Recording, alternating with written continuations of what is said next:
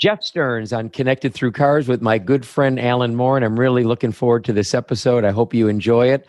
Alan had an illustrious career from selling German imports and Ferrari before joining DuPont Registry and then running Boulevard Customs, customization for exotics for celebrities, including some world-known pieces in SEMA. And finally, at the Tampa Bay Auto Museum, he's got a fabulous history, United States, France. Take a look. I hope you enjoy. I realize that I'm starting to pass more and more cars unintentionally. And I've called surgeons and they said, Doctor, whoever's in surgery. And I've said, oh, well, you know, I'm just the car guy with this Turbo R he was looking for. Oh, he said if you called to interrupt him. Dodge Charger, that was a really nice restored 440 Charger that when he left and he jumped on it, got a little sideways, he overcorrected and nosed it into the ditch and bent it at the fire. Fortunately, there was no people standing right there, but there was people close enough. Why would you want your dad to bring home a 38 Oakland for the kids to look at night when you could bring, a waitress and cocaine? Is a 1913, wait for it, Stearns Knight. And I'm assuming that I get some kind of discount when I walk in the door. Oh, absolutely. Senior discount. Roy Jones, the fighter, a Phantom. Shaq with the Superman. SEMA Tuner Challenge. And this was a competition to submit your concept for want to be one of 4 builders to have a SEMA vehicle that Mercedes-Benz was going to fund the whole thing. Davidoff of Geneva. And they wanted to have a mobile cigar lounge, a humidor and an espresso machine and a bar. He has a new Arnage pull up to the valet stand and Johnnie Cochran standing there. And a Bentley Turbo R pulls up for Johnny.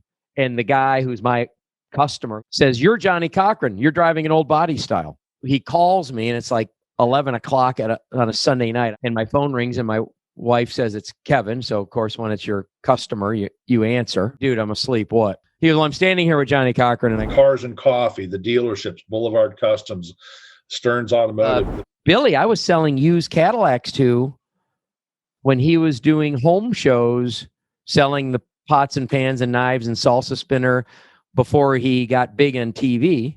I did Derek Bell a few days ago in a conversation. And his daily driver in Chichester, farm, he's got a 550 and the 924 GTS and, interesting cars. And I said, what do you drive in Florida? He goes, well, you can't really drive here. So nothing. I'm like, you don't have a car in your garage? Well, he goes, yeah, I have cars here. But his daily driver, I'll give you $5 if you can guess.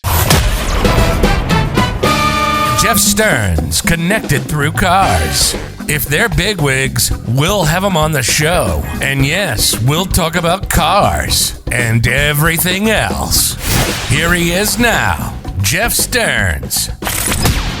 What made you get in the car business? I was a car-crazed kid. It's the first passion I ever had. I drew cars and made built model cars and painted model cars and did all that stuff as a kid. And just, walking around, it was a thing to name the cars that were, wherever we went. And my mother was French, so we'd go in the summer and visit family over there. And so you get to see cars over there that were like from a different planet.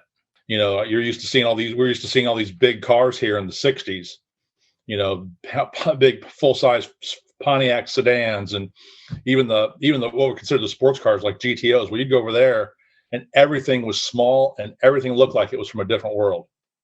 And you say France, right? Correct. Yeah. So we're talking about Citroen with the headlight in the middle. Yep. Citroen. That was the coolest thing ever. Yep. Citroen and Peugeots and Renaults. Renault, yeah. And I always looked at the car business. I came up through the restaurant business. So I was in, like so many of us, in high school, trying to make a living, going and waiting tables or doing whatever, getting through college, waiting tables or working in restaurants. I kind of looked at the car business as the guy looking through the window and saying, that's really cool, man. Those guys have a job of a lifetime, but I could never sell for a living. And when you were drawing cars, were you drawing like legitimate engineering renderings, or were you drawing the rat rod guy with the shifter out the window with his tongue hanging out, like I was drawing with a 12-cylinder or 16-cylinder engine? Oh, no, I was into all that stuff, like, on all the Matchbox cars, like the silhouettes and all those concept cars that there were as Matchbox cars as kids. Those are the ones I wanted, but the ones that I drew were the ones that I wanted to own someday. So like I drew a bunch of 911 turbos. So 911 turbos with that big whale tail, the 930s, like the 76.5. Yeah, super fat back end and the whale tail. Yep. I drew that thing from every angle. I drew that car. That car blew me away. That and the Countach. I think the Countach was probably the first car I drew, and that was before it was. I think it was before it was the Countach, and it was the. I think it was the LP 5000. Yeah, that's what it was. And do you have any of these drawings anywhere? My mom's a hoarder, so I'm going to bet that someplace she has some of this. She might. I don't know. I'll ask her. We're going to see her tomorrow. I'll have to ask her that. For the listening audience, we will put some pictures up of Alan's original drawings if we can find them. Yeah. And hindsight is maybe a little bit skewed, but I thought as a kid they were perfect. They looked exactly like the cars. I'm sure looking at those cars drawn today by a 12 or 15-year-old kid, those probably are not exactly to scale. I have a buddy that I'm going to try to get on the cast that I went to high school with that always drew cars in every class, on every folder, on every margin of every paper, in art class, but like flawless, like you've never seen, like these designer shows. And he actually, speaking of France, lived in France over 20 years as a designer, as an automotive designer. A lot of original design, and that was one of the things I didn't realize as a kid. Even the traveling there as a kid and seeing these cars, I never made the connection how much innovation in automobiles came out of France. So as time went on, as I got to be more into the profession and a little bit less of just a guy looking through the window, I realized there was a lot of innovation that occurred in, even in the early 1900s, late 1800s, early 1900s in France, of course, Germany as well. More or less reliable than English? Definitely more reliable. A lot of the things that they did were, other than some of the hydraulic stuff, the SMs and the DS models had some crazy hydropneumatic stuff for their suspensions, high pressure hydraulics, kind of like what's in Rolls Royce, where you see the Rolls Royce that are sitting on the ground and it's a $30,000 repair bill. Suspension spheres. Yes, exactly. In the Citroen SM, you will see brake spheres. Yes. What was this? I can't remember what was the suspension one called. But when I would recondition the Rolls and Bentley, internally it was always $4,500 for one of the big three: the steering rack, brake accumulators or spears, and suspension something. I forget now. Yes. Oh yeah. All the O-rings, all that stuff. So, well, other than that, but like if you look at a Citroen 2CV, which is the French version of the Volkswagen, right?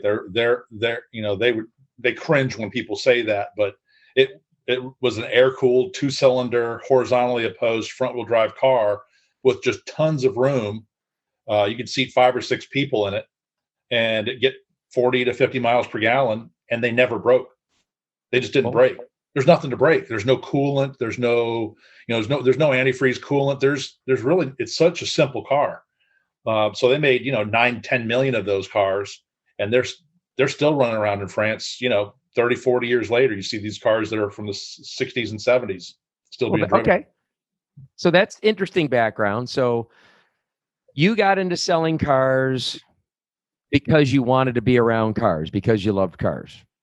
Well, I was actually the general manager of a fast food restaurant, and the owner and general manager of, actually at the time it was not the owner, it was just the general manager, later to be the owner of the dealership.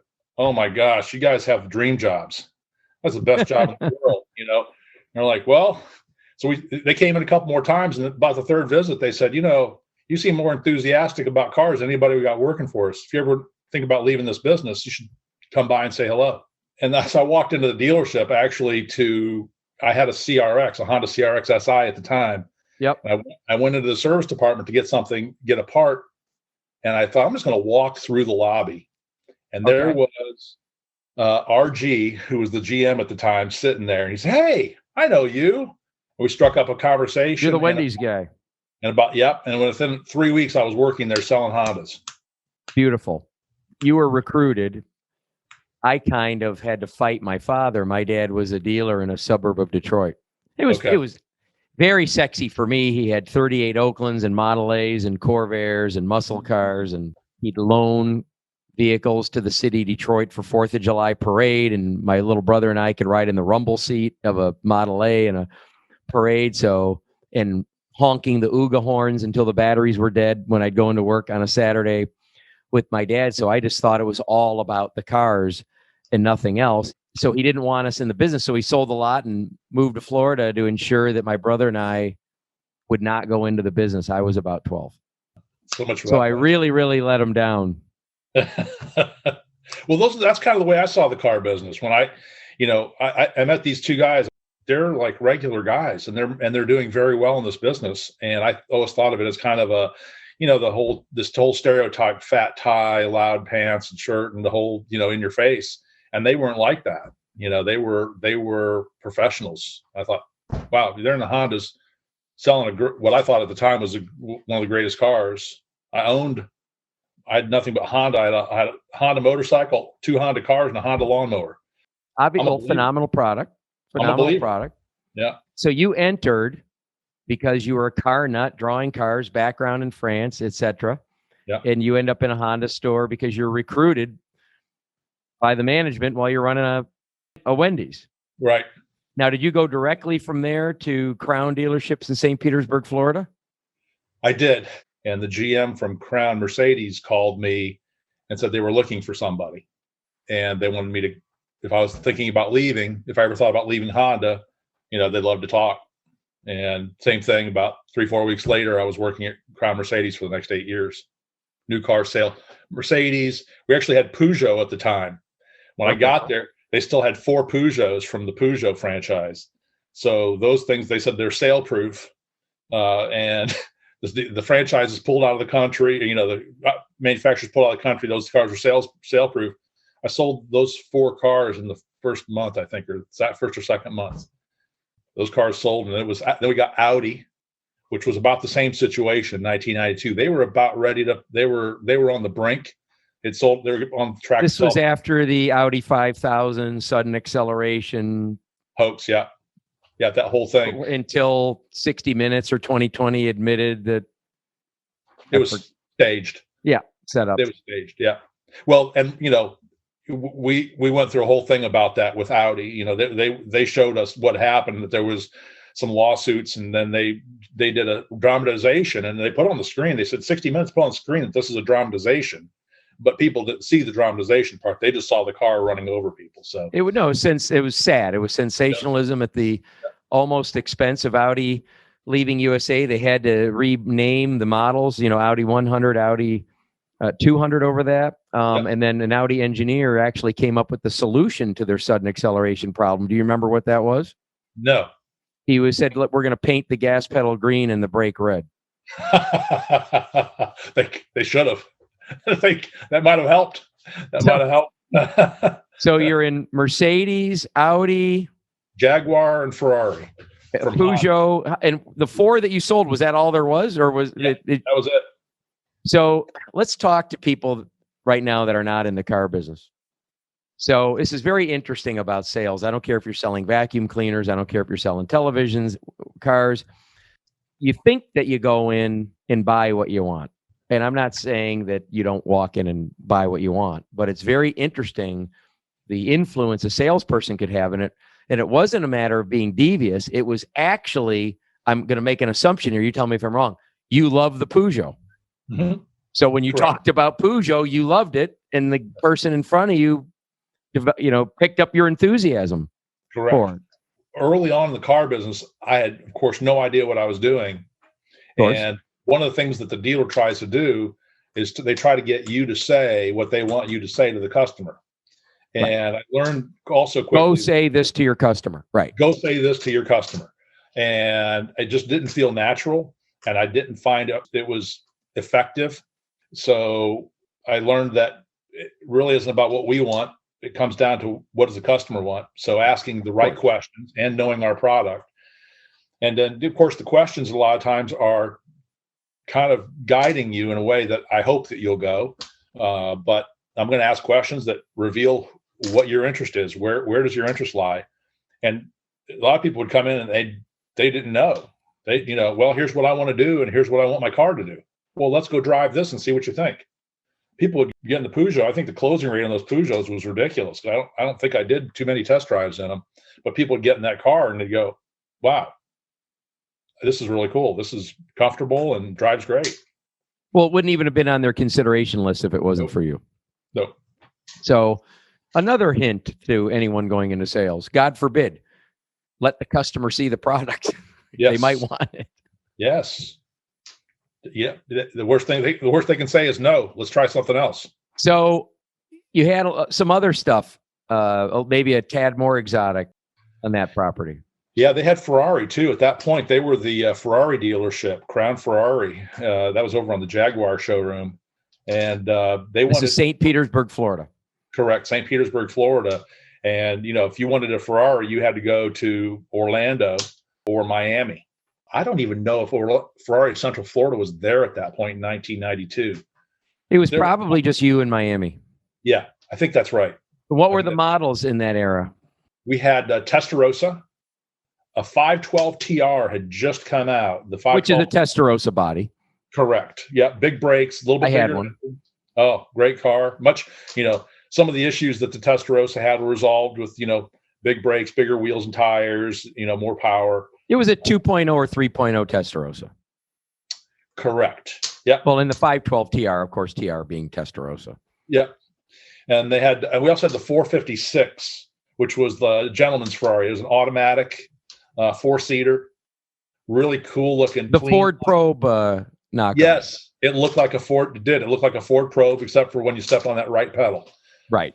Yeah, and that, and I think it was 348s, 348s and 355s at that point. 348, being a little bit of a small wedge shape with the almost Testarossa vents in the side. Correct. Like where the door went into the rear fender.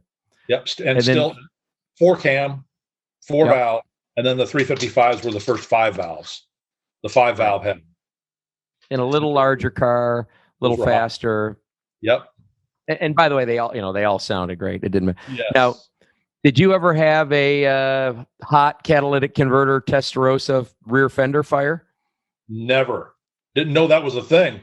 I had a couple of owners tell me about those. So you had 456. 355, 348, Testarossa. I'm trying to think if the 355 came in about the time that we were getting out of that franchise. At some point, Ferrari came to the dealership and wanted them to commit to the Challenge program, and I think that was the 348 Challenge series. Now this is racing. Correct. That's racing, and they wanted the dealership to support it somehow. The customer racing program. It was a big investment based on the number of cars they were selling and the money they were making on the cars. The dealership just really wasn't interested in supporting that program. I think that became a condition of your franchise.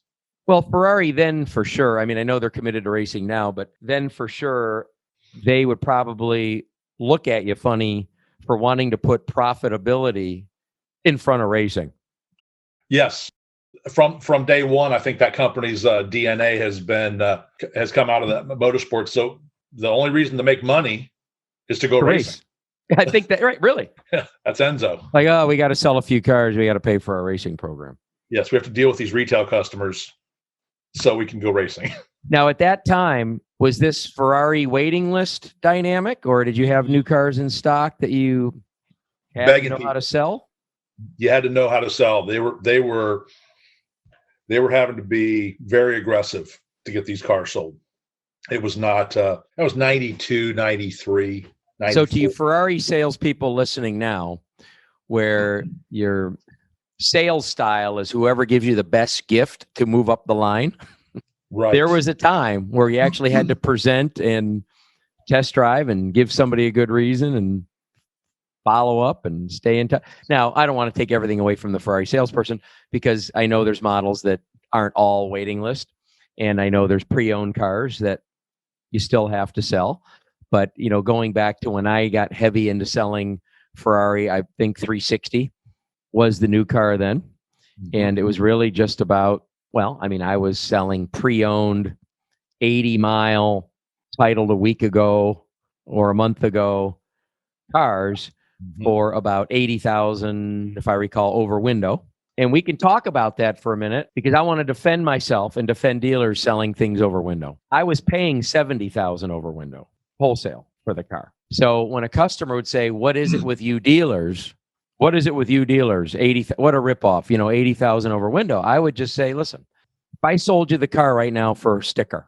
Now, by the way, if you go to a Ferrari dealer, you got to wait 2 years, or a year and a half. So all you're really paying is to not wait. And who you're paying most of it to is the first guy that was smart enough to get on the list 5 years ago, when the model announcement came out, or had a good enough relationship with the dealer or factory or multiple cars or whatever reason that he got to go on early and get one at sticker. All you're doing is paying him or her to not wait. Or you can wait. And then you might think $80,000, a lot of money. Well, on a $250,000 to $300,000 car buyer, who most likely in general has 5 exotics and most likely has them across, and you tell me if I'm wrong, 2 or 3 houses, and probably has a boat, and statistically, and probably has an airplane, etc. Well, private jet, they might be spending $80,000 a month in airplane gas. Sure. And they might be playing blackjack for $50,000 a hand. Sure. They want to go to Atlanta, it's $20,000. Right. So I'm not saying that they're all wasteful, that all people of means just throw money around left and right. But if there is a little bit of an ego, or I want to, like, for example, the new Corvette right now, wholesale bringing about 35,000 over window sticker that, certain dealers will pay that to get one. This is just a matter of, in that just under $100,000 price range. It's like stock market. Market lands where the market lands. That's why auctions work. Sure. Market lands where the market lands. But backing up to the ethics of selling over sticker, if right now you were able to buy a PlayStation 5 or whatever the hot toy is, and there's none in the stores, and you could put it on Facebook Marketplace for $100 more than you paid because somebody's simply paying to not wait or not miss. It's just a different level, and it doesn't make you a bad person buying and selling. But I would ask this customer, if I sold you this car right now at sticker and you're sick of it in 2 months, or you get back pain from it, or can't get in and out of, whatever reason people get out of cars quick, will you sell it back to me at sticker, even though they're bringing 80,000 over sticker all day long easily? Well, of course not. I'd ask 80,000 over sticker. Sure. And as a consumer, what's your overhead compared to the dealer? So that consumer that went to the Ferrari dealership, waited in line, got the car for sticker, paid $270, and then drives it for a few months, sells it for $350. Tell me about your $10 million franchise that you have to pay for. Oh, that's right. You did that out of your house. Or your $500,000. $500,000 a month in overhead. Right. So it's still, it does present this interesting thing that people scratch their head about, and all the consumers scratch their head an awful lot about. And having been in the business, you and I both, I'm sure, had this dilemma where you look at it and you think, okay, so the manufacturer, are they creating this environment by controlling the supply? There was a point at the Mercedes dealership where one of the first cars that we had this scenario with was when the CLKs came out, the CLK 320 cabriolets. Mercedes had this car called the 300 CE cabriolet that in 1993. Still a very popular car. The square boxy. Yep, the 124 convertible. Chassis, convertible. Four-passenger convertible, and it was a very custom kind of build, very expensive car to build. Those cars had a sticker price of $80,000 to $82,000. That was the list price in 1993, 1994, 1995. Well, they come out with the CLK Cabriolet that's priced at $62,000, $20,000 less. The CLK 320s had the V6, the 3-valve single overhead cam V6s in a cabriolet with the 4 round headlights, the 2 big and the 2 small round headlights, kind of a ovoid looking car. Still, the value for the consumer was, okay, this car has the same power as the 124 chassis, about the same room. Doesn't feel quite the same. It doesn't have that bank vault feel like the 124s, the 300E and 300 CEs. But that car had a waiting list of 6 to 12 months. And the way the dealership did it was, we're selling these cars for 20 over, 30 over sticker. We were one of the dealers that dared to do that. A lot of dealerships said, Mercedes-Benz really does not get excited about new cars being sold with an addendum on them. An addendum being next to the window sticker, some additional, it's called market adjustment or additional dealer profit, or pinstripes, $5,000, something like that. Exactly. There was turmoil in that dealership over a few of these models that ended up in this scenario where people had to come in and play. And they played this game, and they had this handwritten list. And the way to get on the list is to give us, a $10,000 non-refundable deposit, and you get on the list. Well, how do I know somebody's not getting ahead of me on the list? Because now I've waited 6 months, my $10,000 is there, and I'm getting it's going to be another 3 to 4 months. So now people wanted to see the list and all kinds of other foolish. Where am I really? Right. Where am I really? And did somebody come in there with $20,000 and extra, and to pay an extra $10,000 over the 20? And the line jump. Did they line jump with more money? And did that happen? I don't know. I worked there, and I'm not sure. When you have human beings involved in the process that are overseeing the list, and they're the only ones that see it, and they're the ones collecting the deposits, I don't know. Who knows who knows? You hope that's not going on. So it created a lot of mistrust and hard feelings in the dealership between not just the customers, but also amongst the employees. So it does create these things, and that thing evaporated overnight on those cars. And those cars became ordinary cars once Mercedes-Benz caught up on production. Mercedes had a few of those. I remember we were buying, CLS came out. Yep. Oh, yeah. We were buying those at sticker from some Mercedes stores just to have a couple over at the Cadillac, Land Rover, Rolls, and Bentley store. Of course, you experienced it with CLS for sure. Oh, the round headlight 99 convertible 320, the 4-passenger convertible. Yeah, that was the CLK 320 cabriolet. Okay. That was that one. Oh, round headlights, 4-passenger, and 30,000 over sticker. Forgive me. I was thinking of SLK initially. Okay. Well, SLKs, it happened with SLKs. It happened with CLKs, with SLKs, which were the 2-seater supercharged. You might have been thinking that compressor. Yep. That's where my brain was. Okay. Yep. So to the listener, where you think Jeff Stearns, 27 years in dealerships, 8 years as a consultant to the business, knows everything about cars. Nothing. That's why I have these interesting guests. But, without going into the heavy stuff, I mean, the first stuff I heard doing over window was Miata, like $10,000, I think. Yep. NSX. Chevy HHR. How about remember the NSX? Yeah, but I don't remember it over window. Those did a big one when those first came out. I think it was 1990, and they got into a war with consumers and lawyers and everybody else. And I think it was Scott Acura at the time in St. Petersburg, and they were 30,000 over sticker. These cars were $65,000 or $66,000 for a brand new NSX. They were $30,000, $40,000 less than a comparable Ferrari. I think it was a 328 at the time. And people lost their minds and started paying $30,000+ over sticker for a 60. I mean, let's face it. I mean, a Ferrari that didn't need a $4,500 engine out belt service because it's a Honda. Yes. That you could actually drive. I mean, there was something exciting about that.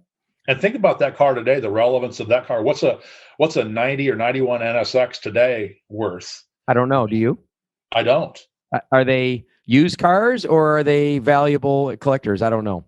We'll have to look. We had a few of them that came to Cars and Coffee that, they'd have a for sale sign on them for $110,000, $120,000. Now, I don't know if that was the market or if that was just somebody real optimistic, but those cars that came in looking like that looked brand new. And those cars were, getting to be 25 years old. Some of those cars that were in there for that for twice. They're still cool. They're still cool. I have a guy in our neighborhood with one that when it comes out of the garage, it's yellow. It's still cool. No doubt about it. Special event when you see that roll through your neighborhood. Yes. So and I'm hitting you flat-footed. We did not set this up because this is the setup call. Here we are. That's right. Crazy stories, crazy customers, Mercedes, Honda, Audi, Ferrari. Yes. Lawsuits, threats. Yeah. Newspaper ads. Oh, yes. All of it. Answer Do you remember any? All of the above. I think one of the most interesting was actually when I worked I'm jumping ahead a little bit. Okay. After I left the retail car business, I went to work for DuPont Publishing and DuPont Registry. And we had bought ads in that magazine to sell, used cars that needed to get seen outside of the local market. So DuPont Registry gave us a way to put those cars out in front of an audience outside of the Tampa Bay market, worldwide audience. So this is when you were at the Crown. Yeah. Mercedes, Correct. Audi, Ferrari, etc. Yeah. Peugeot.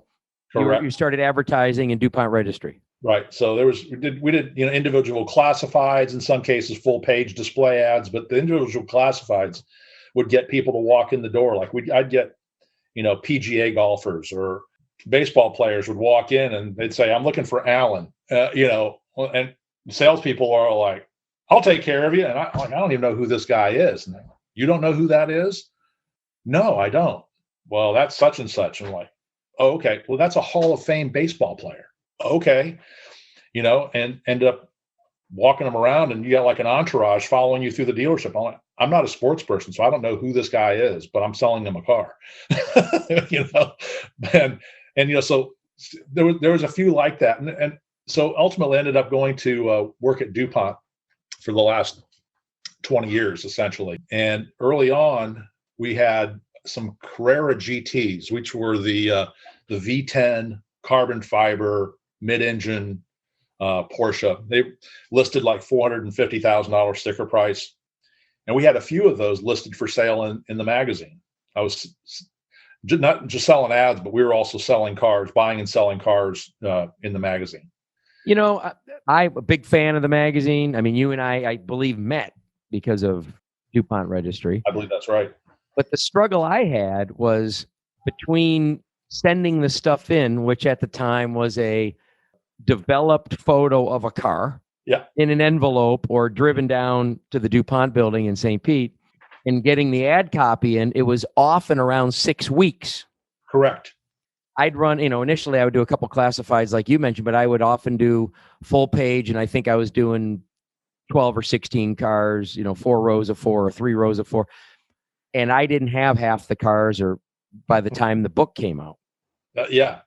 That's definitely a challenge, And so a lot of times these ads, I think, because like you have ad salespeople, you have car salespeople, they'll sell you an ad, but the ad that you buy, knowing the publication and having been on both sides of it, having worked at the dealership and then having worked there, I figured out what worked and what was a bad idea. And I just tell my clients, my advertising clients, frankly, that's a bad idea to advertise that way. Here's what you can do that will sell cars. I am currently advertising cars for sale in the magazine, and I am selling them all over the world. Don't advertise a car in there that's not going to be there in 30 days unless you have another one to back it up, or you have a flow of these cars or a supply of these cars coming in. Then it won't matter if you sell that one. You're going to have the next car that comes up is going to be just as good or better. In fact, the situation is going to improve for the client because it's going to cost less than one 30 days from now. But specialty cars like the Carrera GT or SLR McLarens or, custom street rods, things that, look, I know this is not going to, I don't want this to sell in 30 days. If it sells in 30 days, that means I priced it too low. Right. I want it to sell in 3 to 6 months. I want to run a campaign on this car. And sometime over the next 3 to 6 months, we're going to build value on this car. And so we had in 2006, we had at one point 3 Carrera GTs advertised in the magazine that were for sale. and I got a call from the caller ID was Manhattan, and it was a bank, one of the big bank, a CEO of one of the big banks, his assistant calling, and I didn't know who it was. She said, "This is Sharon from Mr. Such and Such's office, and he sees this Carrera GT that you have for sale. Is it still available?" "Yes." "Okay, please hold for him. He'd like to speak with you for a moment." Carrera GT, the mid-engine Porsche. The mid-engine Porsche, right? The V10. Their list the price. Exposed intake. Yes, super cool, two-seater. Or fake intake. Yeah, I mean, it was a race car. Yep. It's a thinly disguised race car, a GT1, FIA GT race car, and 611 horsepower, 2,900 pound car. Yep. So he gets on the phone. He said, "Okay, great. Tell me about the car. Most important to me is that it is as if the car were brand new and not having driven. No nicks, no scratches, no anything. If the car gets to me and it is imperfect in any way, you will get it back." So I said, "Well, this is not the car for you then, because this one I know for a fact was driven by somebody who was not so careful, and it did leave the road a couple of times. So underneath, it's scuffed. It's not mechanically damaged. It's just the underskin is scuffed." Sure. You're absolutely right in not selling me that car. So let me know if you have one in these color combinations. About a week later, the third car that we had came in to the building, and I'm like, wow, this car still has the plastic in it on the floor and stuff. It's got 600 miles on this car, and I look underneath it. It doesn't look like this car was ever driven. And so I shoot all the pictures. I get under with a light and I shoot pictures, and I send the pictures, a contract, and wiring instructions to the assistant. Right, here you go. And here's the car. No calls, no anything. Our controller calls and says, "Alan, we've got $350,000 sitting in our wire transfer account." This is 4 hours later. What'd you sell? The whole inventory? No, I think that's the Carrera GT. I got a reply back. "When can you have the car shipped to Greenwich? How soon can it be there?" No. Hey, did you get the money or anything like that? Just how soon can the car be in Greenwich? Well, to them, it was like Amazon in those days. Yes. We shipped everything. I understand. Fax and ship. Yeah. Yeah, exactly. And so I realized that, well, we need a title for the car. And the title was actually in Colorado. And this was 3 days before Christmas, 2006. So the boss says, "Hey, we're flying you need to fly there. We can't take a chance on this. You need to take the title and the customer, get the signature notarized, and fly back same day." So I flew into Denver, got snowed in. They had 24 inches of snow, and I had to drive out of Albuquerque, drive down from Denver to Albuquerque to fly back and make it home for Christmas with the title. Met the customer, but I had to stay in a hotel for 2 days until the roads opened back up in Denver. And that customer called me 3 weeks later and said, "How do I get out of this car?" By the way, audience, not unbelievably uncommon. How do I get out of this car? I'm going to kill myself in this car. When we had the conversation initially about the car, I said, "You know what this car is, right?" And I told him about the clutch thing and all that, and the performance level. And all that. He said, "Alan, thanks a lot. Thanks a lot. I've owned everything. Okay, I appreciate that. I'm fine. I'll be good." Drove it one time. I said, "Okay, this is a car for professional drivers." But you know what I found, Alan, sometimes with these customers, I mean, in this case, it was disappointing for him that he couldn't love it and he was afraid of it. But I found that this customer was really often just an acquisition junkie. Right. Do you agree? Yes, totally. That's exactly what that was. They would find something to get hot on and pursue. The same as my son looks at Let Go for aluminum boats or whatever.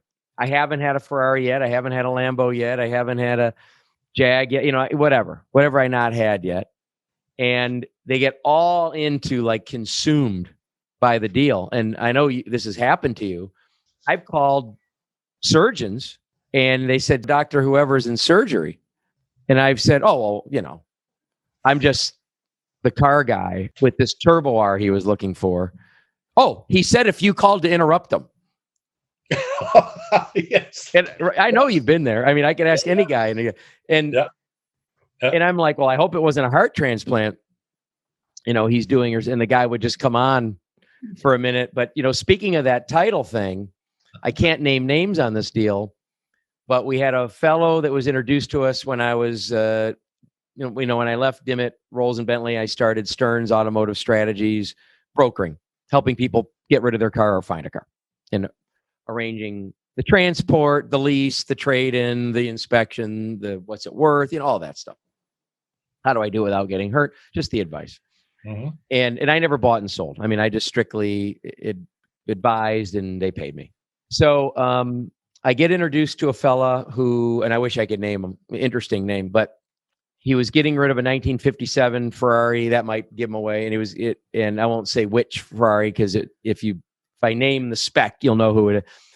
And a Daytona.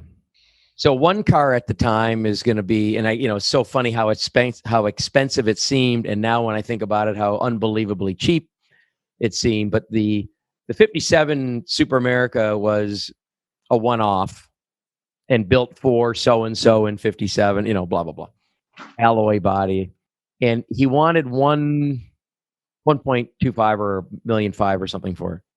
But he wanted done surgically. We'd recommend that he sell it at a Pebble Beach auction, but he didn't want anyone to know, because he had 50 friends that wanted it. So he didn't want anyone to know that he was selling it. So they came to us. My business, Stearns Automotive, a lot of the business we do is because someone wants a surgical deal and doesn't want a lot of. Sometimes they ask us what auction to send it to. So not always, but sometimes it's that. We end up getting a European buyer, get $100,000 escrow deposit, and he's like, I don't want to sell it now. So that was fun, a month and a half of that or whatever. And then he had a Daytona. So we get the Daytona sold to someone in Los Angeles. The guy in California pays me without a title. He's so excited to have the car. Now, I didn't give the money to the owner of the car yet. He trusted me that I wouldn't convey the money until there was a title, or maybe he gave me $100,000. I don't remember, but he gave me a substantial. Again, that was cheap too. I think we sold that car for $550,000. Wow. And both of them seem like, wow, look at these transactions we're doing. Right. Yes, 15 years ago. So, or maybe 18, and now either one, like they'd be. Those prices, either one would be the barn find old lady that you hope doesn't wake up that she only sold you one for the $1.5 million or the other for $550,000. Yeah, there are many times that now. Yeah. So I go to the seller and I say, we need the title. And he says, well, I don't have a title. Excuse me? Maybe I misunderstood what you just said. Oh my gosh. He started a charity. And when you mentioned flying to Colorado, it reminded me of this. He started a charity, and I guess the car was somehow titled or bill of sale to the charity, but the charity wasn't formed yet, or foundation. Oh. So my partner at the time, a Big Tom LaPointe, Tom? Oh, yeah. Okay. So Big Tom LaPointe, I'm like, Tommy, good job getting $100,000 deposit from the European on the Super America. That's not a deal. And good job getting the $550 or whatever we got for the Daytona. That's not a deal, even though the car is shipped already and we got the money already. Oh my God. Tommy flew, if I'm not mistaken, to Indiana. I think that's where the charity was. And somehow walked through paperwork on forming a charity and dealing with the guy's attorney or trust officer or all those pieces. And for the listening audience, and you could, Alan, tell me if I'm wrong, sometimes in selling one of these kinds of cars, this is the stuff you go through. I'm not saying every time, but no one doesn't have a story similar, right or wrong? Correct. Okay. Yep. So then he stays and hand walks through DMV paperwork to make a title for the car. Now, the seller was so, the seller that doesn't need to sell and the buyer that doesn't need to buy. The seller was getting so lukewarm on selling his car. He already walked away from his million, whatever, on the one car. He was so lukewarm on selling either one that he's like, well, just get the car back. Oh, just do that. Should I repo it? I mean, like, should I do it when the guy's asleep or? And the buyer is threatening lawsuit because he sent me money that he won't take back, understandably, Sure. for the title to the car he loves. So when you mentioned getting stuck in Colorado, I could remember Tommy. I'll have to have him on a podcast. And Oh, yeah. I mean, he has plenty of his own stories on his own, Sure. including demoing, I think, in a Bentley GT or a Hummer, I forget, Brian Johnson from AC/DC, but not knowing who it was until they were passing the Dome in St. Pete, and him saying, me and my boys play in there sometimes. And he's like, are you a soccer player? Are you a baseball player? Like, he didn't know who he was. Scottish accent, I think. And he says, well, what do you do? He doesn't know who he's test driving. And he goes, well, me and my boys have a band. So kind of, you know, I'm telling Tommy stories already on the Alan Morin. So that's a great story. And I'm glad that I said, hey, do you have any interesting stories? Because a lot of guys go flat footed. I mean, you know, God knows I've been in 100 dinners or parties and everyone wants to know the latest story of whatever crazy things. But then when you ask me out of the cold, tell me an interesting car story, like they're all gone. Like, I can't. So that's a great one. And unless you'd like have another, which I'm totally in, I'd move forward to how we met. Okay. Let's move forward. There's a lifetime's worth of stories, not exactly like that, but of that magnitude where you go, okay, how are we going to do that? I've had as you have, the transporter idling wherever and waiting for the money. I had a transporter on the way to pick up a car in New Jersey, an Azure, if I'm not mistaken, so a Bentley convertible. And the dealer said that he wouldn't release the car unless the dealership wired the money. And I said, well, we're Dimmitt Rolls-Royce, which is part of an 85-year-old Cadillac dealership, Dimmitt Cadillac. The family was the Southeastern distributor for Buick in the 40s. And I think we're the normal thing. I don't know about you, but when I would buy a car from a dealer, which, by the way, in the exotic business, you did an awful lot of buying from somewhere, shipping from somewhere. You mentioned walk-ins from DuPont. I personally experienced very few walk-ins. Out of the give or take 25 exotic cars a month we sold, which probably comprised of 4 or 5 new Rolls Bentley Lotus, and then the 20-ish remaining being the odd used car. Could have been anything: Ferrari, Lambo, big Mercedes, any Defender 90, right? Anything like that. Sure. Porsche. And I did have a black Carrera GT, by the way, when I used to broker the cars on Stearns Automotive Strategies. We had classified listings of customers' cars. We didn't own anything. Yeah. And I got 1 million calls on that car. I guess black was rare. You're very unusual. I guess most black of them are silver, right? They're almost all the phone rang. Yeah. Yeah. I might as well have been selling it for half price, as many phone calls as I got on the thing. In the end, I would say, and tell me if I'm wrong, but maybe our eras were different. Mine started in like 99 on the exotic.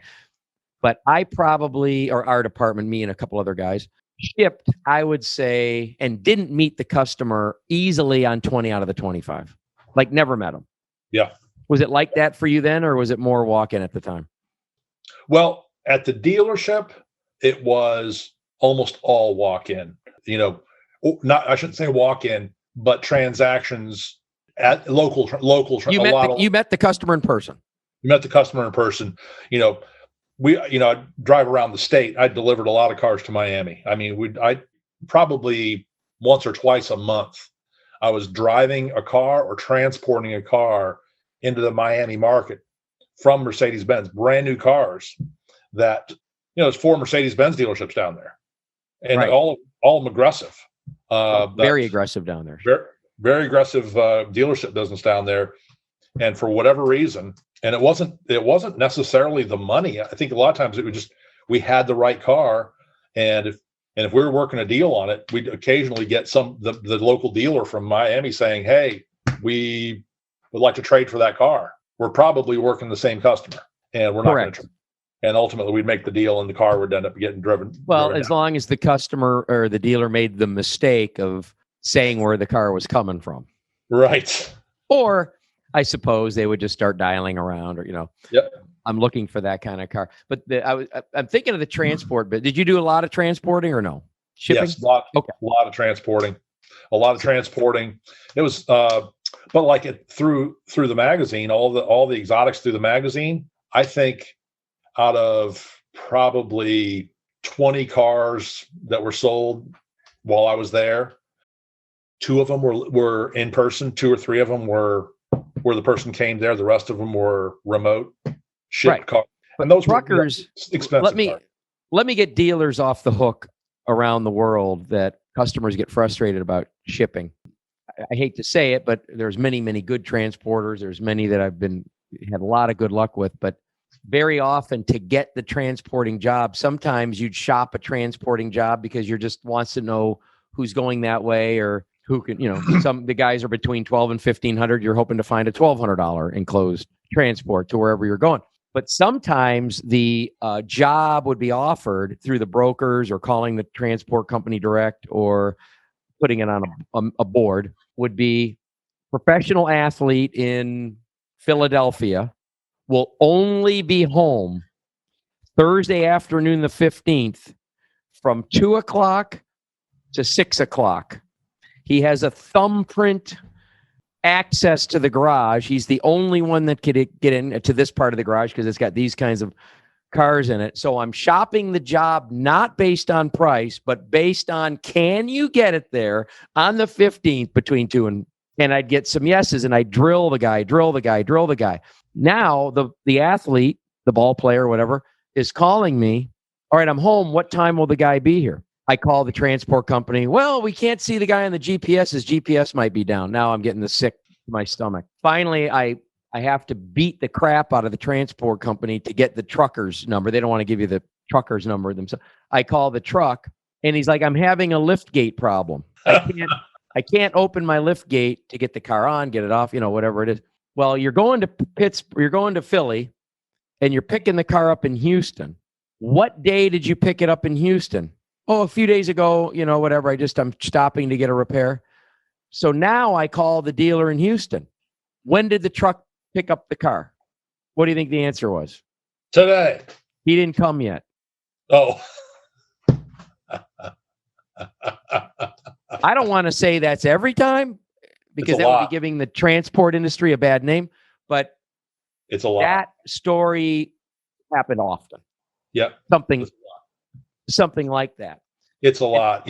It's shocking to me how often I hear that, a different version of that, and experience that more often than not. I can tell you out of hundreds of cars that were shipped, the majority of them, is majority a word? Is that a French background thing? Yes. It is. It's crazy that, and I understand there's a lot of extenuating circumstances and a lot of stuff that happens between here and there, but at some point, your pie in the sky way of running your business affects other businesses and other people. Instead of just saying, realistically, this is what we do for a living, and we do this every day, and for us to commit to that would be irresponsible. What? I was waiting for the guy to say I'm going there anyway, or for $500 extra, I'll send a single car trailer behind a Dodge Diesel fifth wheel and run and grab the car to bring it to my depot. Like, just tell me what you need, like that. So anyway, God knows how many flaming hoop deals, cliffhangers, nail biters. So I'm going to jump forward and I'm going to jump back. Alan, who I'm talking to, and I'm really grateful that you joined me because you are just awesome to talk to. I hope the audience is enjoying you as much as I am. I mean, I don't call this an interview. I call it a conversation that we're recording. But currently, you're at the Tampa Bay Automobile Museum, and I'm just saying that because now we're going to back up a little bit more, because the guy who's giving you a little bit of a guidance when you come into the museum, which is what Alan does. Do you want to see this? What's your interest? Or did you know this about that? Or, whatever you do. And we can fast forward to that in a little bit. But sometimes you don't know when you go to Home Depot and you say to the guy in the aisle or the gal in the aisle, can you get me a tube of this glue? And they're walking you. You don't know that maybe it's like the ex largest builder in the United States, walking you to get the screw. You've got a guy in the museum for the same reasons that he got into the business, the love. I'm going to back up and then we're going to go forward because I want you to brag about yourself. And I know you're a modest guy, but when you were selling cars, I think that you had a sales record that like no one had an office that ran as many dollars through their office as you did by the time you left that dealer group. Am I close or am I over? I mean, say the truth. It's not bragging if it's the truth. That's true. It's true. Yeah. Yeah. Yeah. That was, but that was after 8 years of doing that at one location. And, got to a point where it was, you're doing all you can do, 6 days a week. And you have you have the support of the dealership. No person is doing that by themselves.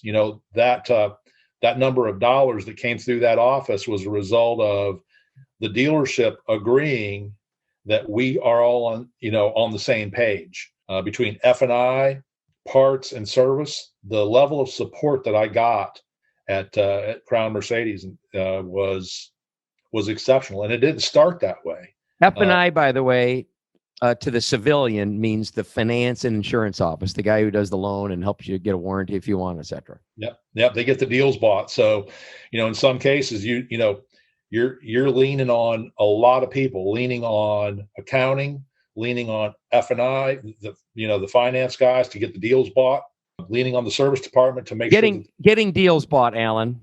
Let's assume our listeners not in the car business. Oh, yeah. Well, what does getting deals bought mean? Well, so the finance manager needs to take your car deal and find a lender, whether it's the manufacturer or a bank, that will agree to the interest rate and terms necessary to make your deal work at the numbers that you've agreed to with the customer. When the client is there, you can make the assumptions that will be able to do these numbers based on this interest rate and what you're telling us your credit score and all these other factors are. But we come back and find out your debt to income is a little bit different, or your credit score is a little bit different, or your credit history is a little bit different. And, maybe your monthly payment's going to be a little bit different. And for most people, that's not my problem, Right. And so they'll do the deal at their price. So you got to get the deal bought, which means the lender has to buy that paper from the dealership and say, we're in, we'll do those numbers. And we'll do what the circumstance under which the customer wants it set up, structured. Correct. Yeah. So thank you for that. But you're so darn humble. It's wonderful because I said, hey, you accomplished some things. You ran some numbers that no one ran, some revenue through your office. And you said, here's how you deflected the compliment. You were like, well, I was there a long time. It couldn't be my talent or trust that I built with customers for 8 years. But, I was there 8 years, so it really probably wasn't me. And of course, accounting really helped, and the finance department really helped, and all my manager. And it's wonderful that you give credit where credit's due.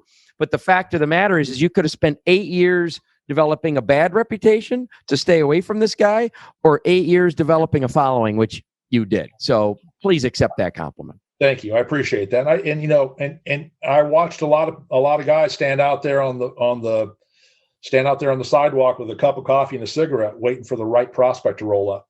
Can I help you? Can I help you? So who wants to buy a car today? It's instead of, times where we'd have days where the phones wouldn't ring and nobody would walk into that dealership, weeks in some cases where, it's like a morgue. There's nobody walking in. The phone's not ringing. And those guys are all standing out there complaining about it. And a few of us would get on the phones and call people. Talk to some of your prior, it's the car you sold them. Is it the only car in their garage? The husband has a car, the wife has a car, the kid has a car. In your case, exotics. It could be whatever. And just because you called them, when they hear the guy at the next booth at a restaurant mentioning a car because you made yourself fresh in their mind, they remember to send them to you. But when you say a morgue and dead for a week or two or a day, I think one of the greatest shticks I've heard in the business was I've seen it go on like this for weeks. Do you remember the punchline? Oh, yes. And then drop right off to nothing. And then drop off to nothing. And the new sales guy is like, committing suicide in the bathroom. Yeah. We got another one, hung himself. Yeah. Oh, yeah. Oh, my God. Yeah. There was a point where I looked out and I had a new baby, our first child in 1992. And I'm looking out at that lot, and there are 9 cars in inventory, 9, and 6 salespeople. Oh. And there's nobody coming in, and there's nothing ringing. I'm like, I left the Honda dealership for this. Okay. And it, turned around. That was about the time we got the Audi franchise. I'm like, oh, great, we're going to get the Audi franchise. And Mr. Hawkins came by and he said, hey, what do you know about Audis? I'm like, well, I told him what I know. Here's everything I know about Audis. He said, great, you're going to be the new Audi brand specialist. So you're going to be selling Mercedes, and now you're going to add Audi to that.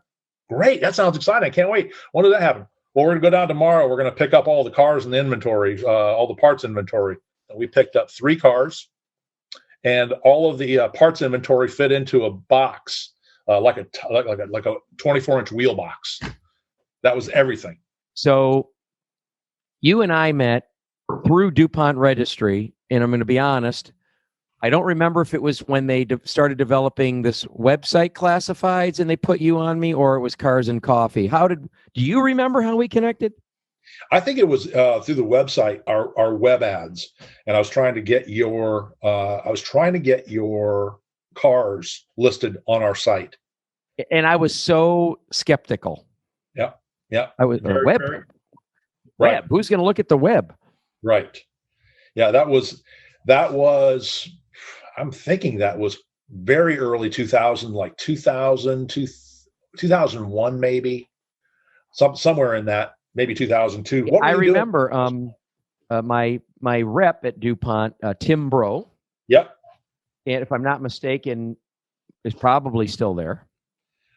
I think he's contract now, but I think he is still selling for them from home. He said to me, and I think he turned me over to you, I need you to get involved with this website. Do you know the name Jay Smithwick? I don't. Do you remember the company that would come around and take pictures of cars take pictures of inventory called Auto Exact? Yes. Okay.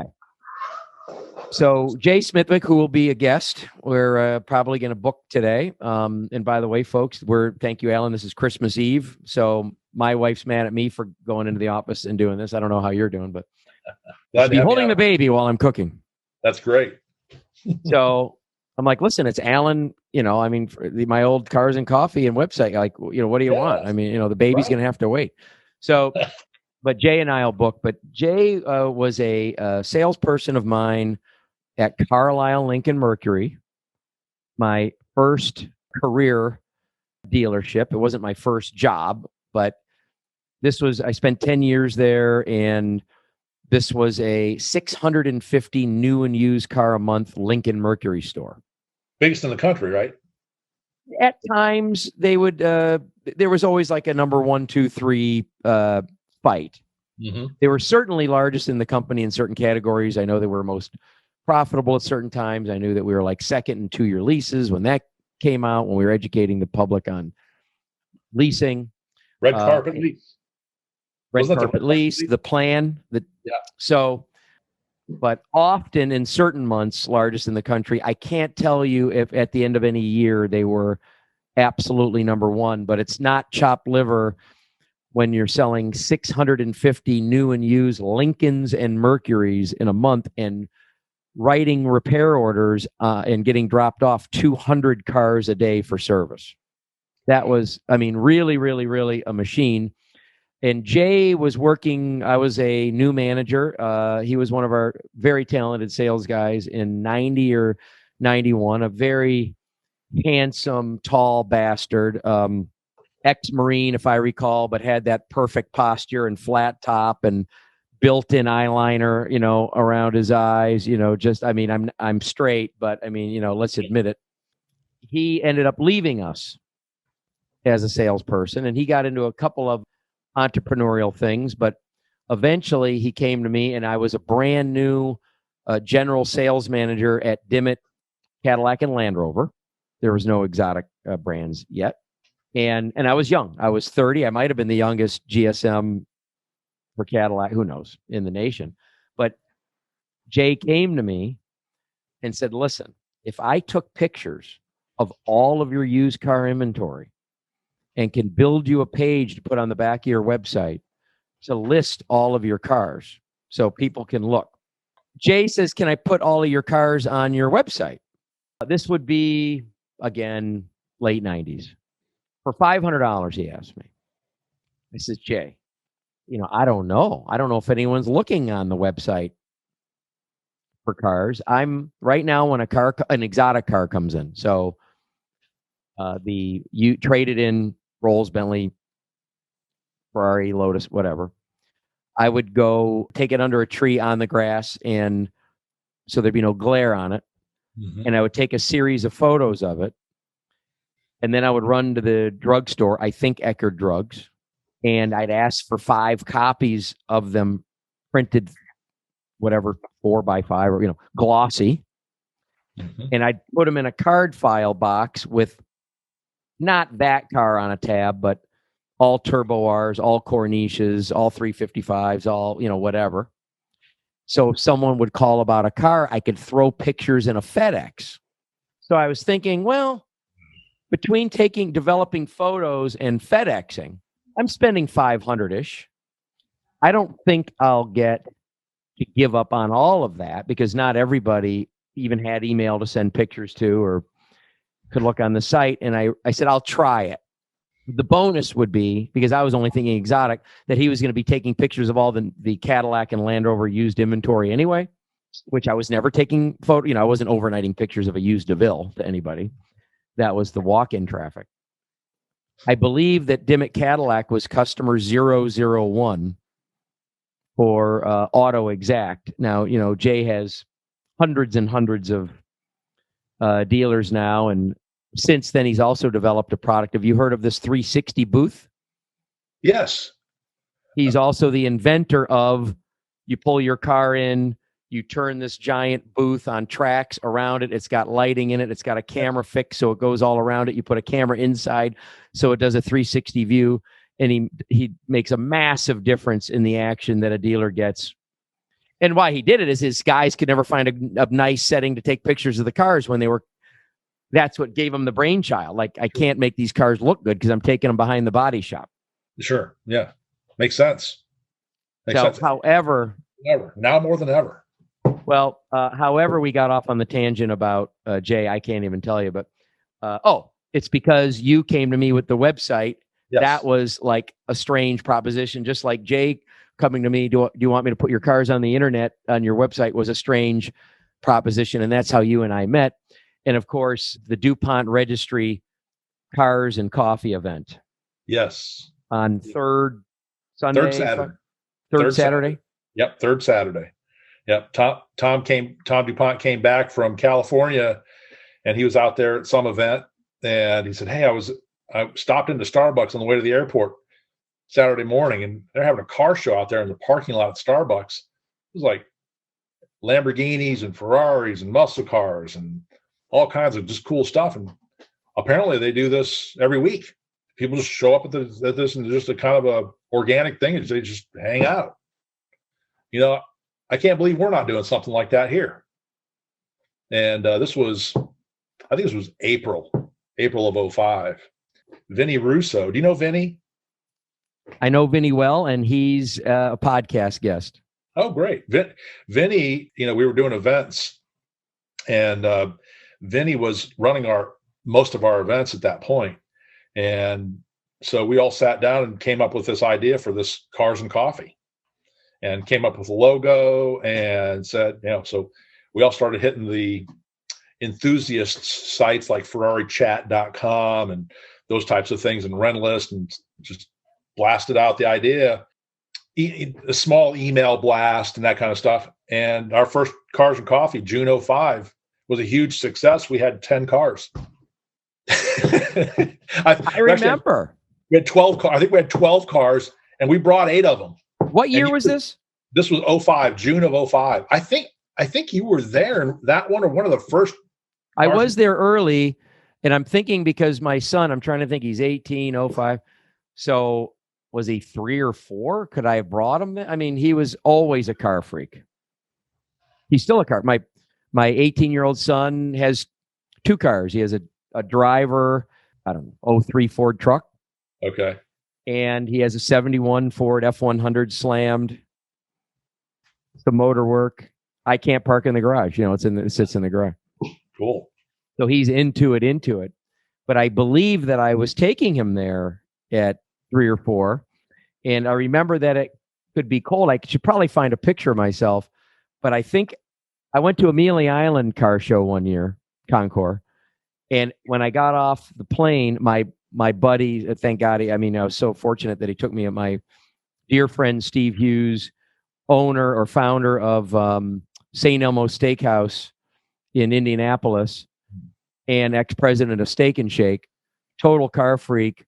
I can't think of the name. Of course, I'll think of it when we're done, but he has the fastest single engine turbo prop out there. Pilatus? What is it? Is it the Pilatus? No. Pilatus or Mooney? No, a Mooney is a smaller, 1 or 2 Yes. passenger. This was like 6 passenger. Well, probably a Pilatus. Killing me. I'll think of it, of course, as soon as we're done. Okay. So anyway, he flew us to Amelia, and it was freaking freezing and raining, and they had boards going across puddles for people to walk. And was that 2 years ago? No. This was around Cars and Coffee, because I remember walking straight into the hotel. I think it was Ritz-Carlton, and going into their gift shop and buying an Amelia Island windbreaker jacket. Mm. Too expensive, of course, but what could I do? I mean, I could be dead in an hour. And I remember it was probably like 60 degrees. Well, I don't think it was that cold, but there were people frozen solid. And I always think of Florida. It's so funny when there's a hurricane warning, the store empties of beer. Right. When it's below 65, no one can go to work. You can't, Yes. You can't go to your car. Yeah, it's unforgivable conditions. Right. And I imagine when it's like in the 50s that we're all like those Mount Vesuvius people that they found stuck frozen in the lava, in their position, that's how we are, at 55. But I remember I used to wear that Amelia Island windbreaker because it could be cool there on a morning. And it probably was also because I would bring some cool Spider or convertible, or I probably even brought my 31 Ford hot rod that was supposed to look like a 32 B model, black with flames with a flathead. Oh, I've seen that. Where did I think you brought that to Cars and Coffee. I think I did. Yeah. So it might've been why I was wearing the jacket. Okay. Because there, the windshield was this high. Yeah. And chopped and, whatever. And there's cool car. Like riding a motorcycle. Love that car. But Cars and Coffee really was legendary here in the area. I mean, I know there's Cars and Coffee all over the country, but it wasn't well heard of. I mean, for Tom DuPont to say, hey, there's this thing going on in LA. Yeah. Yes, it was not. And he, at one point in one of his publisher's letters in the DuPont Registry, there was a point, I think it was 2008, beginning of 2008, when the crisis was starting to hit a little bit more and the dealership business was dropping. He wrote a letter that, look, we didn't trademark this Cars and Coffee idea. We would encourage all dealers and anybody as an enthusiast everywhere in the country to have your own Cars and Coffee, get people out to drive in their cars, and let's show some signs of life in the car passion. That was one of those things. I think it helped a little bit, but it just, the idea of it just being a cruise in where, there's not a lot of rules, it's pretty loosey goosey, and you start it super early. That thing started at 7, ran 7 a.m. to 9 a.m.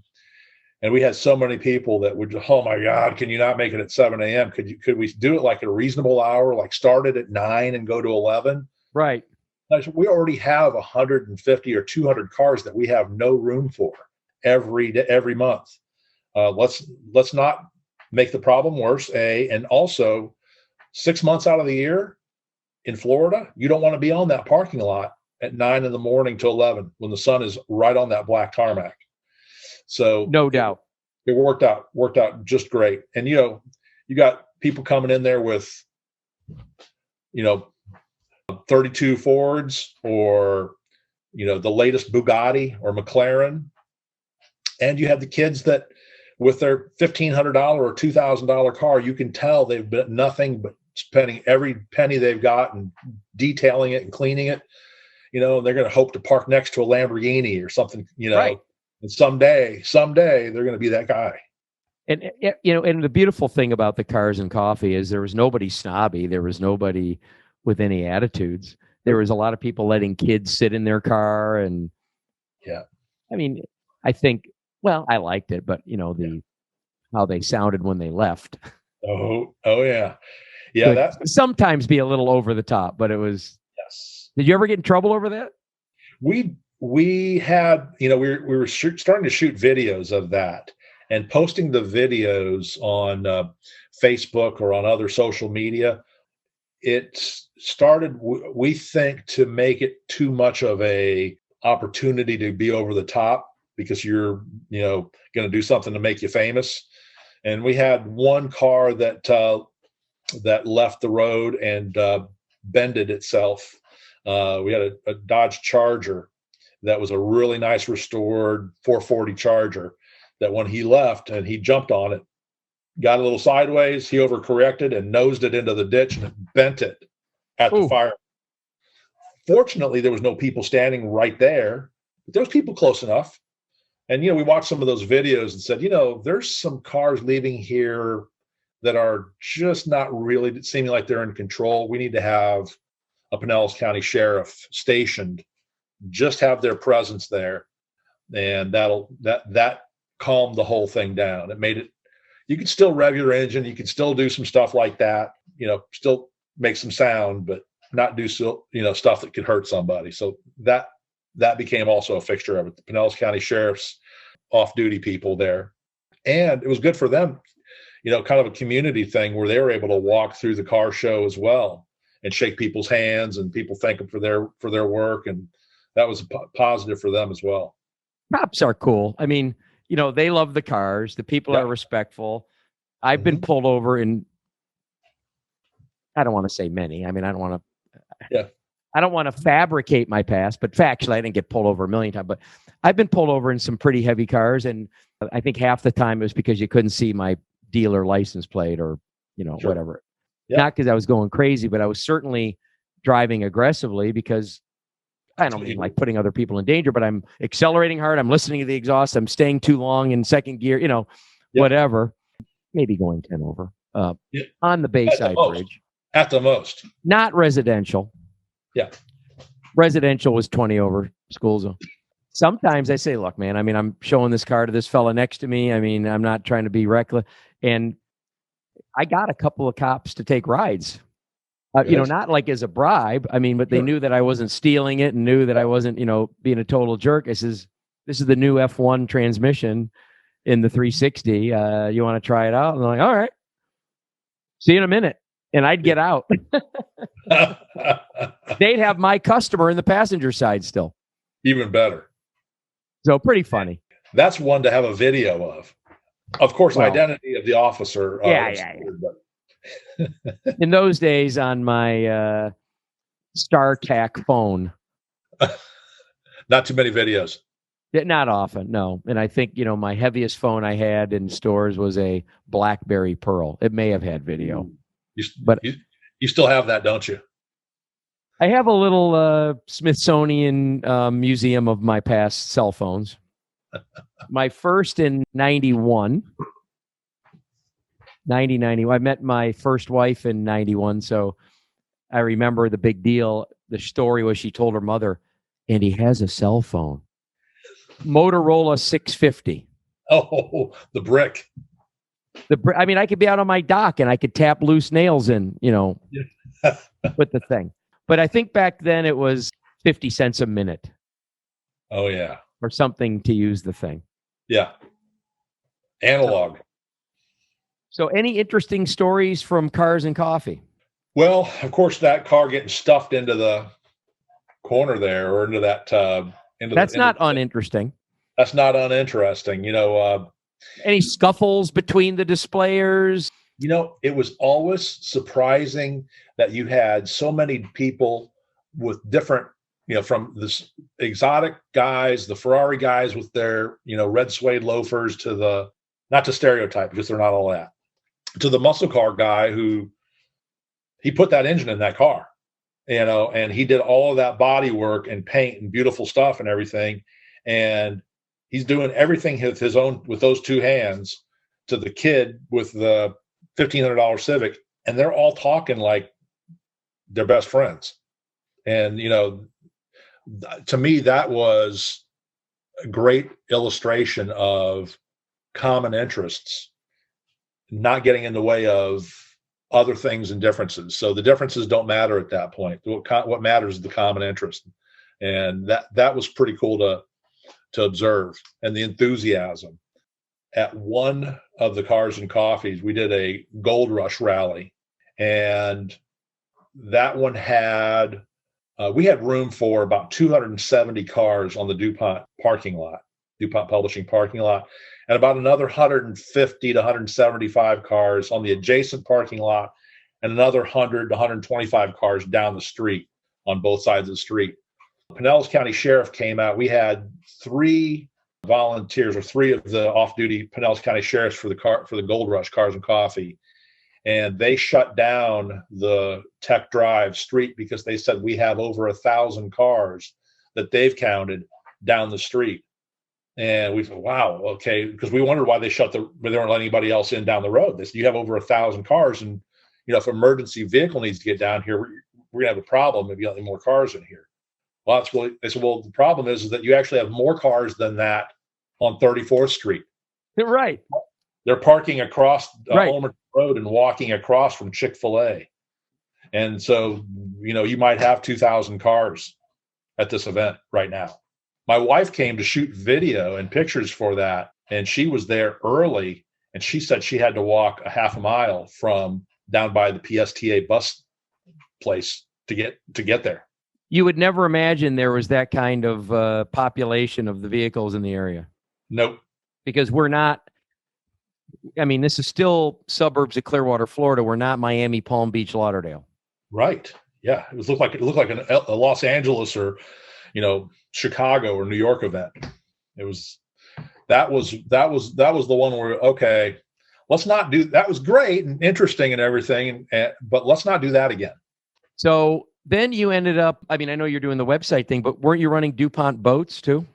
Right. For a few years there, from 2007 to 2011, we had Boulevard Customs, the custom shop that was bought and moved in there in 2005. So I worked with that team. I was the manager there from 2005 to 2007. And then the boat magazine had our editor-in-chief left, so I replaced him from 2007 to 2011. Also kind of overlapped Boulevard Customs somehow in there in that time frame as well, up until this year, 2020, beginning of 2020. The building sold, and we ended up choosing not to relocate Boulevard Customs to another location. DuPont Registry was in a building that was suitable for the analog age, but in the digital age, they didn't need 120,000 or 110,000 square feet. One cool thing about DuPont as a business, when I would go in there and visit once in a while, was the cars inside. Yes, the museum. Right. How many were in there? Do you recall? Anywhere from 25, or typically around 25, but anywhere from 20 to 40 cars would be in there at any one time. Yeah, talk about, that was a passion business. Yes. They were into it. They were into it. Tom DuPont and Steve Chapman, both very serious car enthusiasts, which, that was the genesis of that magazine. They were buying and selling cars and realizing Auto Trader, that's the big solution to finding cars or selling cars nationally, newsprint. So they came up with a better way to present automobiles, and that's work continues to work great for them and for dealers. But no, that museum. Where'd all the cars go? They sold off most of them. Ooh. Actually, the some of them have stayed with the family. Right now, Tom DuPont's 1929 DuPont Model G4 Place Speedster is at the Tampa Bay Automobile Museum, where you're now spending some time. Correct. That is the that's Surf family. Yep, Surf family's hosting that car temporarily, and so it was a car that was the 2007 Pebble Beach Best in Class car. That is a pretty stout trophy for that. Incredible car. Yeah, incredible car. So that one, and we've got also a 1912 Roush and Lang electric that is that's also a friend of the museum, Alex Williams from Clearwater. That's an interesting car as well. His great grandfather bought that brand new in Cincinnati in 1912, and it stayed in the family since 108 years now. And isn't Steve Chapman from Cincinnati? He is. Yeah. Coincidentally, I don't know why that would matter in this story. Yeah. I have no impulse control, whatsoever. That's all right. Because what's that got to do with where the electric car got the first Tesla? Right. So that, but it actually it's kind of how whether Steve Chapman from Cincinnati, the car from Cincinnati, it's kind of interesting that how paths cross, and these French mechanical engineering family, the Surf, Alan and Olivier and Emmanuel and Susan Surf, these car enthusiast mechanical engineers bring this collection of engineering masterpieces to Pinellas Park. They bring that business from France, that packaging, polypack packaging business from France in 1972, and bring with it their family and their car passion. And they've got this state-of-the-art solar-powered manufacturing facility and a museum. And I walked in there and I'm thinking, this is just incredible. This is right here in Pinellas Park. I don't know that there's another museum like it anywhere that has the kind of innovation that they are so enthusiastic about right here in front of us.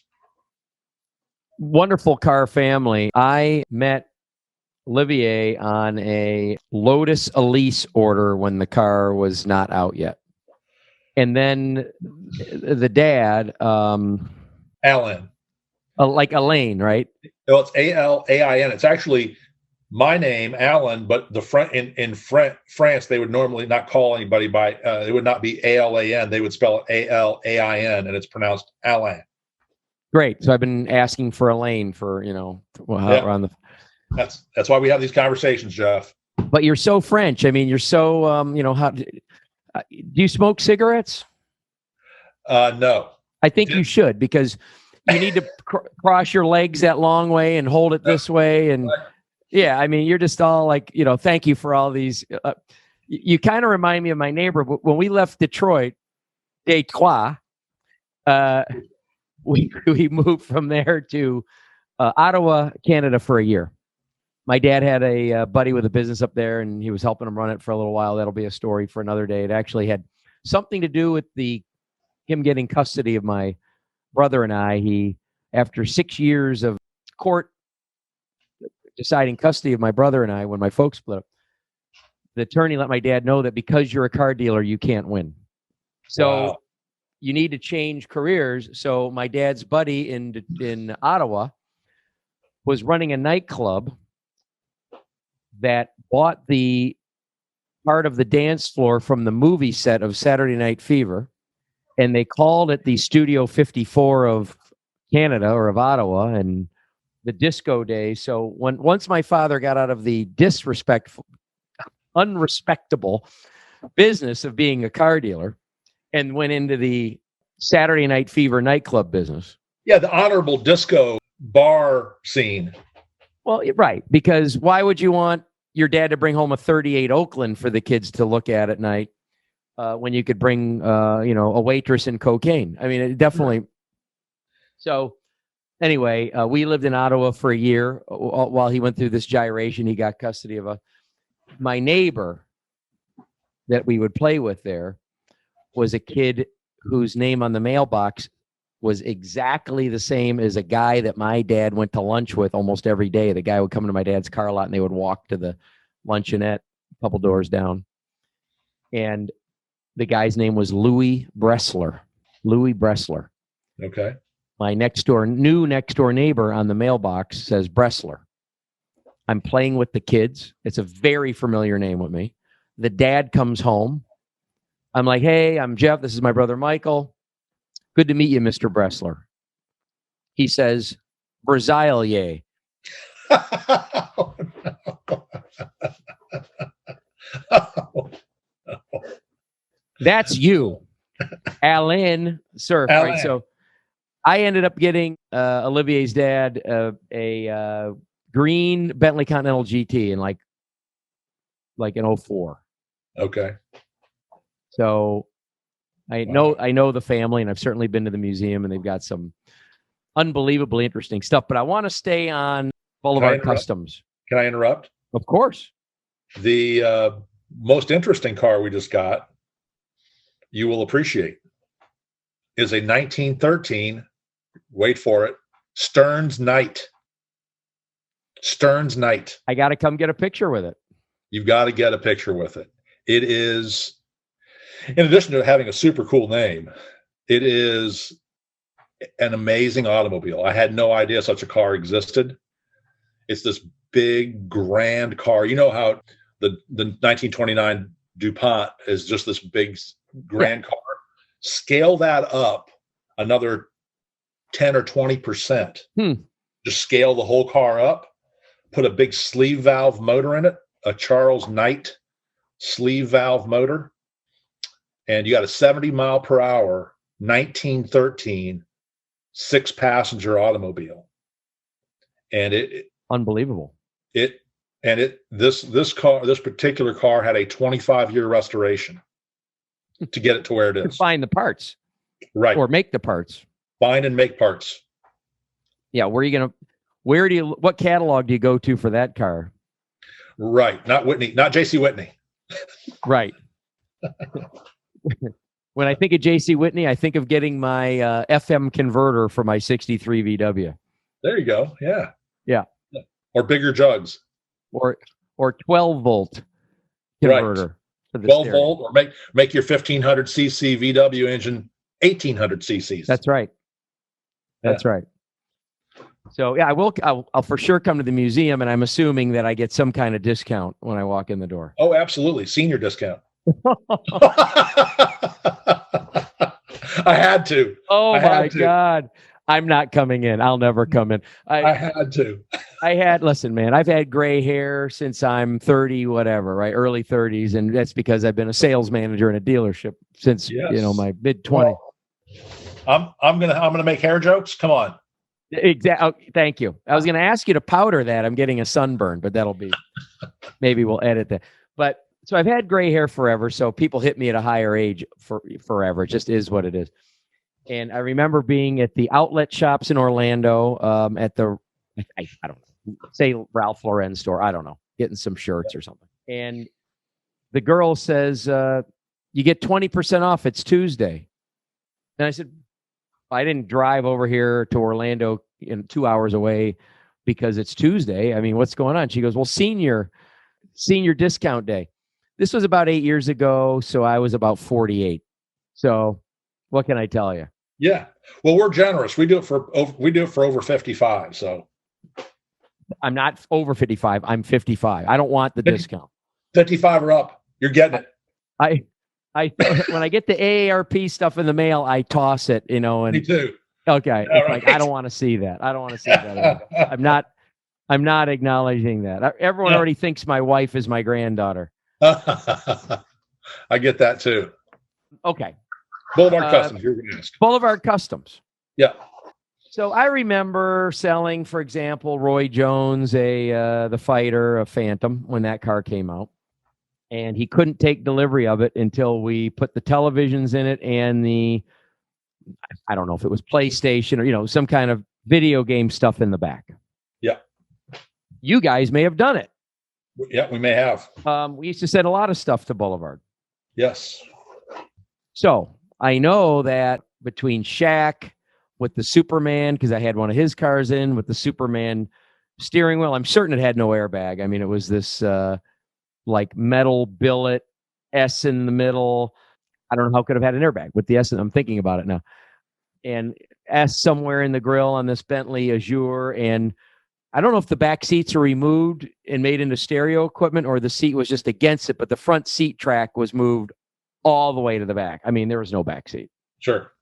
But I think this is what I think of when I think of Boulevard Customs. I think of these Roy Jones's video games and Shaq's back seat. So, I mean, tell me some cool stuff you've done for who?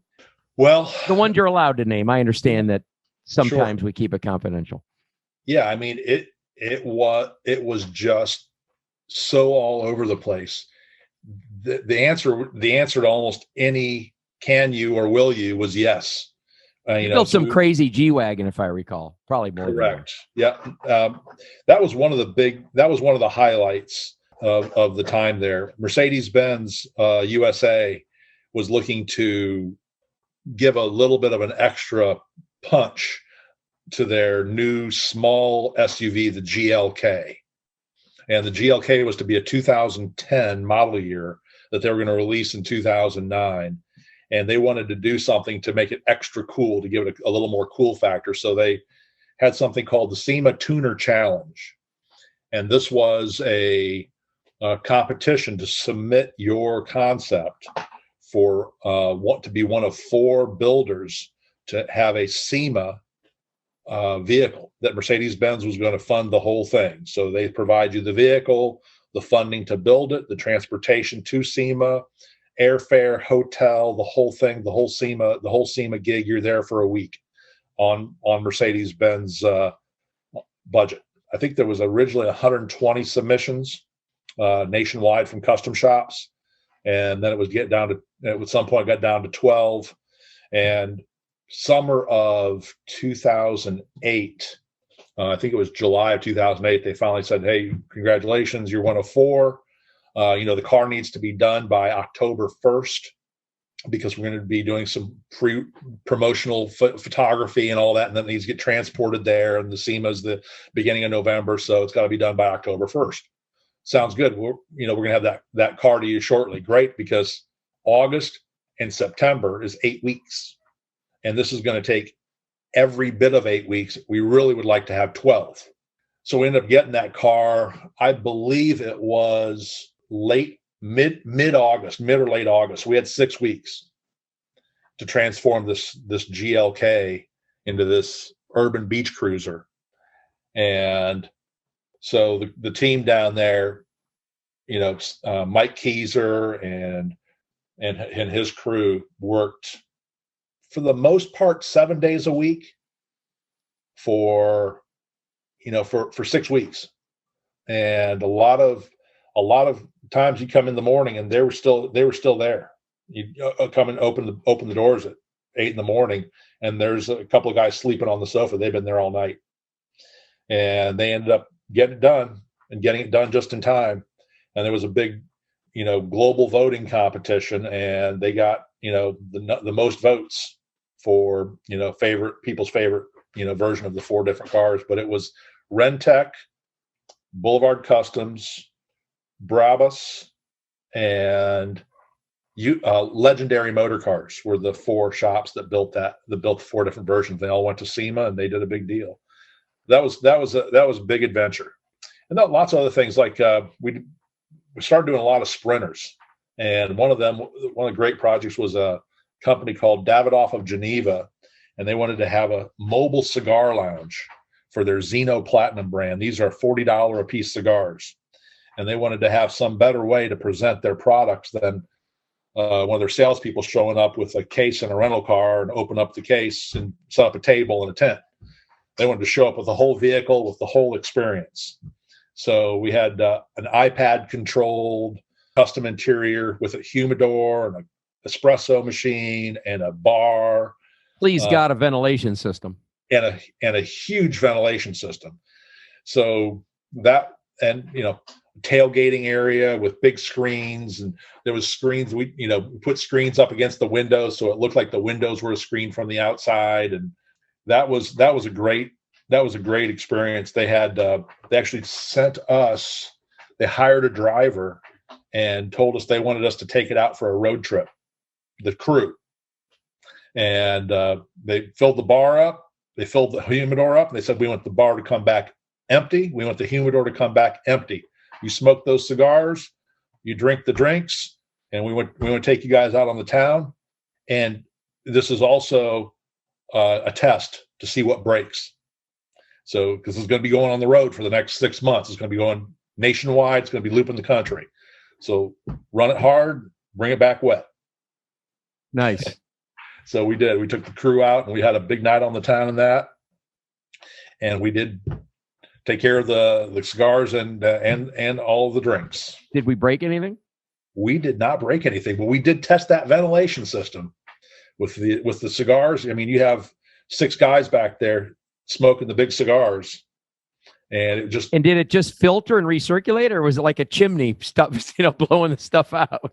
It had a big exhaust fan on the top. We built in a 2000 CFM exhaust fan to pull air through. So when you guys came pulling up, it was like Spicoli pulling up in the car. Yeah, that's that'd be another kind of business now. With medical marijuana, I guess they could build one of the. There's a whole different product. There idea. It is. We'll edit that part out so no one steals the idea. You and I can do that one. Yes, there you go. Oh my God! Any interesting people, breakdowns, meltdowns, missed deadlines, freakouts while you're customizing these cars at? Oh my gosh! Oh my, yes. There was. We didn't frequently have to call law enforcement, but it did. Sometimes the passions of some of these folks who wanted what they wanted in their 26-inch wheeled, Impala with, $40,000 in stereo. The expectation levels versus reality weren't always in line. So we would occasionally have people that were pretty exuberant personalities. In some cases, professional athletes that they're not used to hearing no. And right, they're living that life in a vacuum, that entourage life. No one's telling them no. No one's telling them you're being jerky. Right. So there was a few of those meltdown situations where you're gonna be tested on your ability to de-escalate. So there was a few strong challenges on that. But some of the best growth my professional life and personal life happened as a result of these interactions with some of these people that you come into contact with. One baseball coach that we had there, who he made such an impact when he would come in there. He was what I consider, I'm not a big sports guy, but if someone were to say who's the greatest, sports leader in, from my standpoint, from my perspective, it would be him. And he just had an impact. Whenever he came in there, the place was different when he left. Everybody. He just touched everybody. He just touched everybody, and he brought the whole place up to another level. Everybody he came into contact with, he left them a little bit better. And it was something that was humbling to me, that this guy could have anything he wants. He could get anything he wants, and he expected nothing, and he gave everything. So pretty extraordinary. That's beautiful. Extraordinary person. Look, selling Lincolns, selling Cadillac, selling Ford, selling used car, selling all the things I've sold, BMW. I've met a lot of amazing, as you have, I've met a lot of amazing people.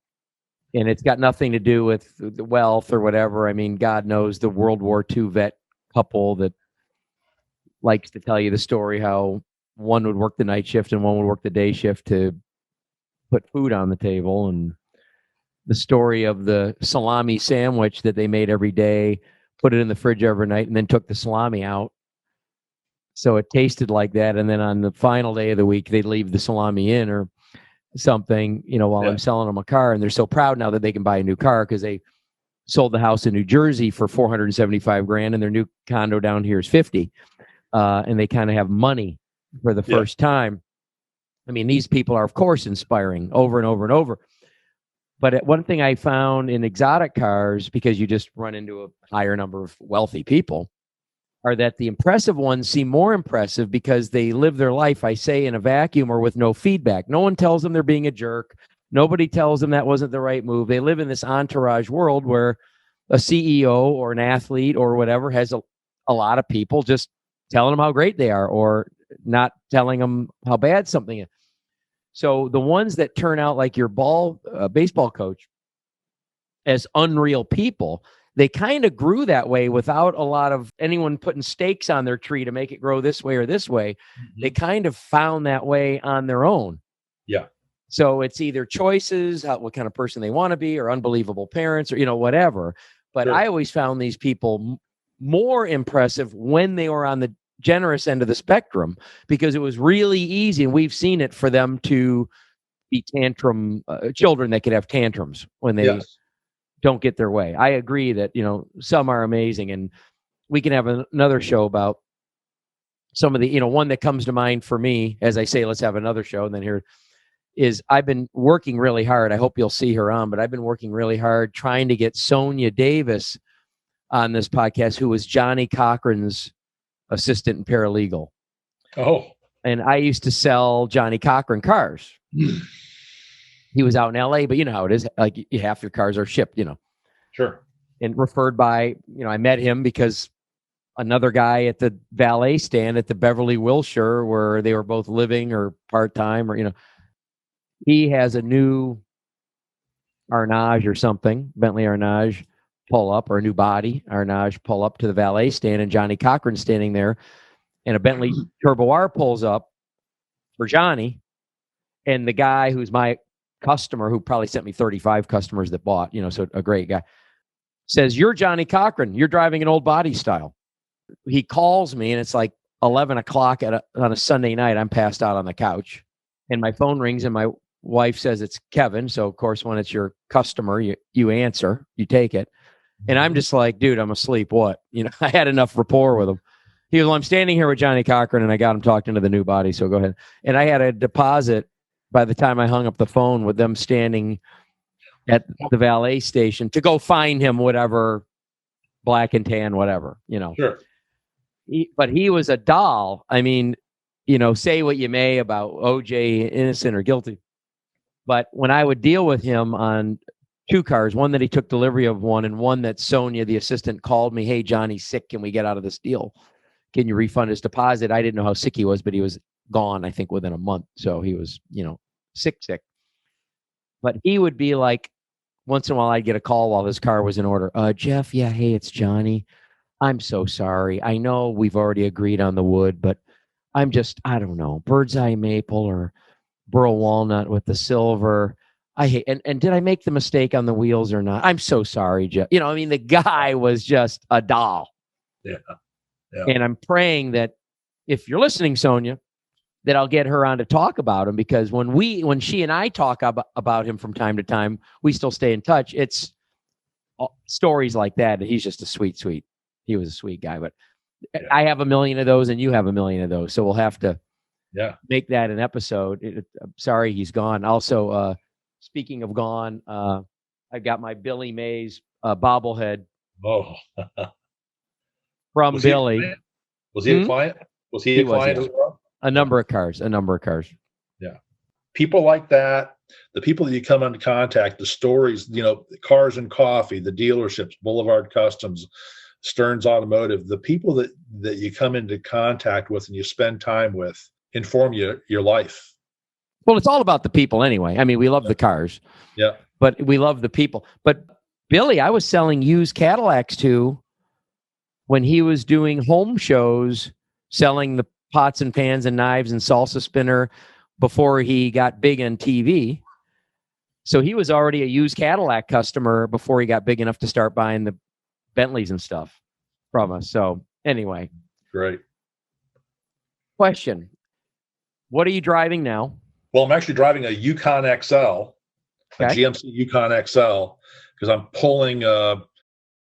We have some rental property and some been doing some construction things and just some renovations, and so it is a vehicle that we had actually used at DuPont for DuPont events, and I got that out of the closure of that part of the business, and that was your executive golden parachute. You can have the Yukon.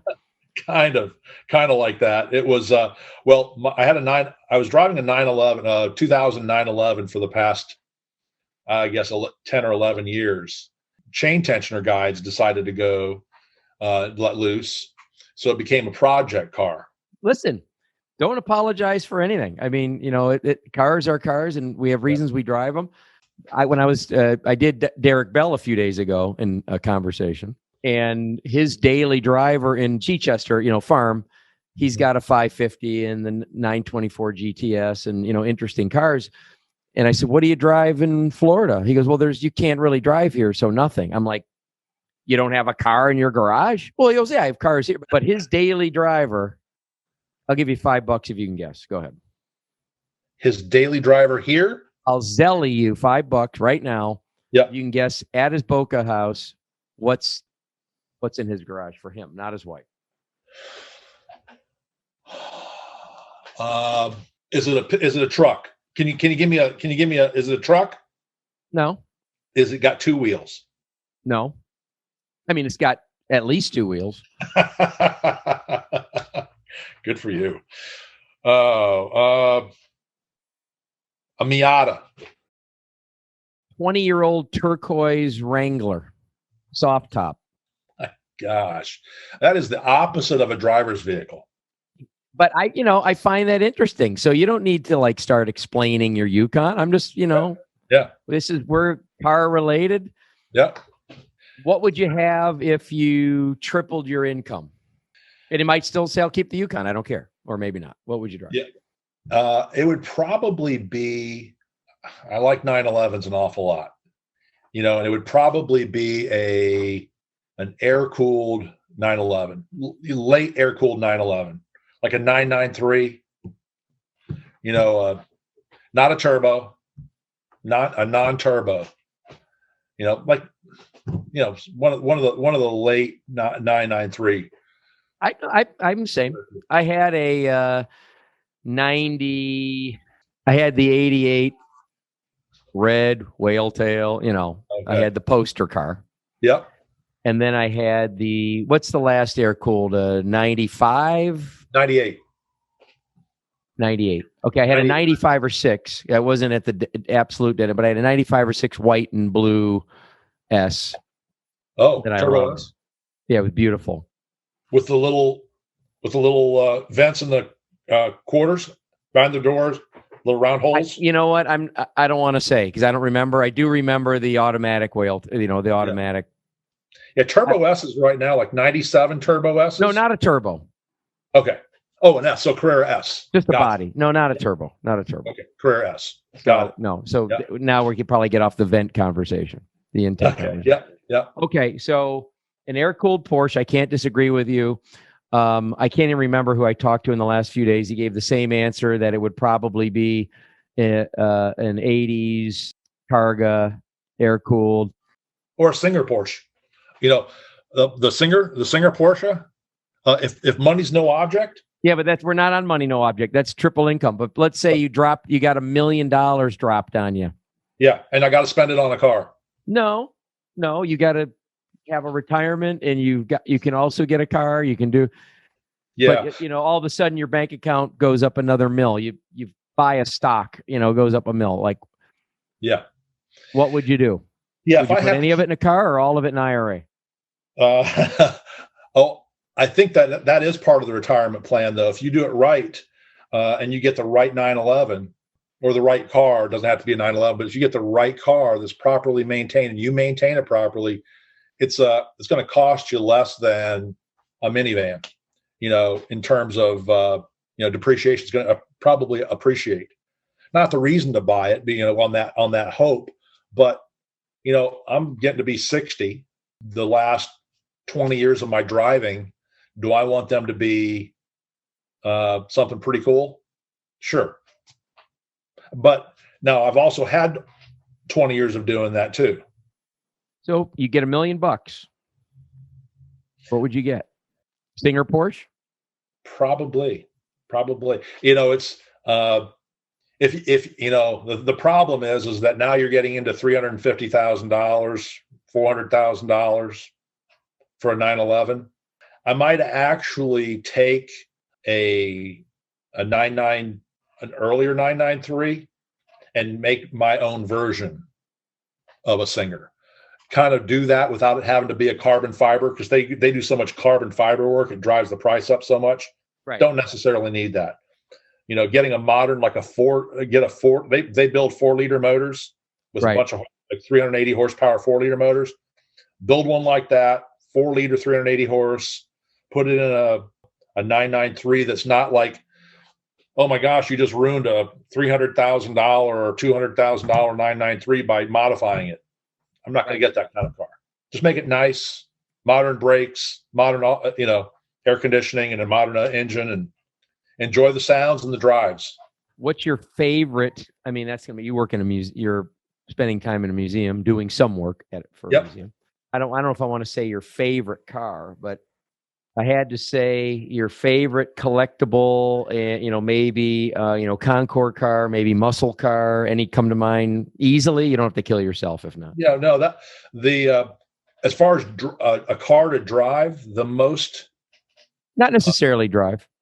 Well, from a driver's perspective, for me, the most rewarding car I've ever driven is the Carrera GT, the Porsche Cararra GT. An F40 or an Enzo or none of these other cars. I've never driven a McLaren F1. Mm-hmm. So I don't know about that, but I think a Carrera GT just might be that car that, look, no expense spared. I just want whatever. I want the best driving experience I can get. The sound and driving of that car, there's nothing like that on the road, I think, in a street car. Outside of that, one of the most interesting cars, I think, over the last, 100 years is the Accord 812. Accord, okay. The Accord 812 Beverly, supercharged, straight. That was the fastest car in its day, right or wrong? Yes. Correct. Yeah. Yep. Supercharged, straight 8, Art Deco, rolling art, pneumatic shifter. So the shifter is pre-select shift. There's no big clunky shifter. You have a little toggle switch that's your 4-speed shifter, all vacuum control. Just the technology and the style and the look, yeah, the speed and the style, amazing, just amazing.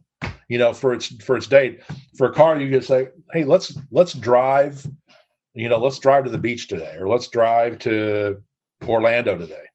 Let's take the Accord 812. Perfect. And finally, and we can have another one when you come up with your list of top 10 crazy customer stories. Your legacy.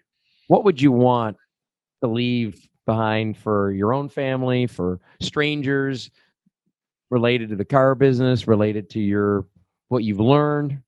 And that's almost a segment in itself. Episode 3. But to try and boil that down, I think the question is, end of your life, you're looking back at your life, what do you want that to look like? Is it all the stuff that you accumulated, all the money you have in the bank, or is it all of the people that you enjoyed time with, and the conversations and the relationships and the love that you shared with people and your family and the time that you spent? Did you make it quality time? So what do you want him to say at your funeral? He did that. Okay. that he did that. He did everything possible to make sure that his family and him, they all had quality time together. Well, Alan, you're a legend. When you agreed to talk to me here and record this, I was and am really honored. I appreciate it. I think it was a great conversation. I'm sure there's a clearing for more conversations. Yeah. Based on the places we didn't go for the next 5 hours. Right. Well, thank you, Jeff. No, I appreciate you saying that. I'm not a legend, though that's nice of you to say that. I am a car guy like so many others. This has been Jeff Stearns, Connected Through Cars.